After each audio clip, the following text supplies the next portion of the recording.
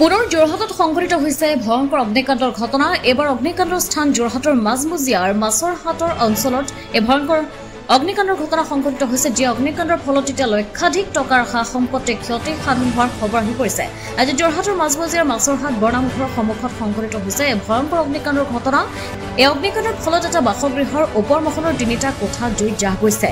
যোৰহাটৰ মাছৰহাট অঞ্চলৰ অগ্নিকাণ্ডৰ ঘটনা সংঘটিত হয় দীপা দাসৰ বাসগৃহৰ ওপৰ মহলত। দীপা দাসে জনোৱা মতে অগ্নিকাণ্ড সংঘটিত হোৱাৰ সময়ত তেওঁ তলত কাপোৰ ধুই আছে। কি কাৰণত জুইৰ সূত্ৰপাত হয় সেই কথা এতিয়াও জানিব পৰা হোৱা নাই। বাসগৃহটোৰ ওপৰ মহলাটো দৰ্জা বেৰৰ হোৱাৰ বাবে নিমিষতে জুইয়ে সমগ্ৰ ভৱনটো আগুৰি ধৰে আৰু প্ৰায় 10 মিনিটতে সমগ্ৰ গৃহৰ জুইত জাহ যায়। অগ্নিকাণ্ডৰ ফলত লক্ষাধিক টকাৰ সামগ্ৰী জুইত জাহ গৈছে বুলি জানিব পৰা গৈছে। অগ্নিকাণ্ড সংঘটিত হোৱাৰ পাছত যোৰহাটৰ অগ্নি নিৰ্বাপক বাহিনীৰ 3খনকৈ বাহন উপস্থিত হৈ অগ্নি নিৰ্বাপন কৰিবলৈ সক্ষম হৈছে বুলিও জানিব পৰা গৈছে। যোৰহাটৰ পৰা অনুপম বৰাৰ ৰিপৰ্ট, পোহৰ লাইভ 8।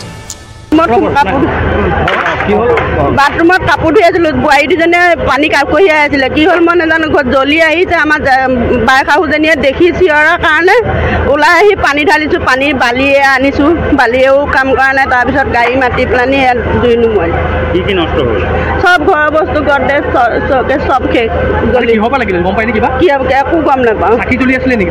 চাকি তেনেকৈ চাকি ক'ত জ্বলাব? ওপৰত ওপৰতে আৰম্ভ হ'ল। 3টা ৰুম, 3টা ইফালৰ সিহঁতৰ সেই পাকঘৰটোৱে সৈতে 4টা ৰুম। মালিকৰ নামটো? মালিকৰ নাম মই দীপা দাস। মানুহজন নাই। চব জ্বলি গ'ল নেকি? চব জ্বলি গ'ল। কি জ্বলিল আপোনাৰ? বিচনা, চকেজ, গডৰেজ, বিচনা চব। আপুনি গম নাপায়? কি হ'ল গম নাপাওঁ।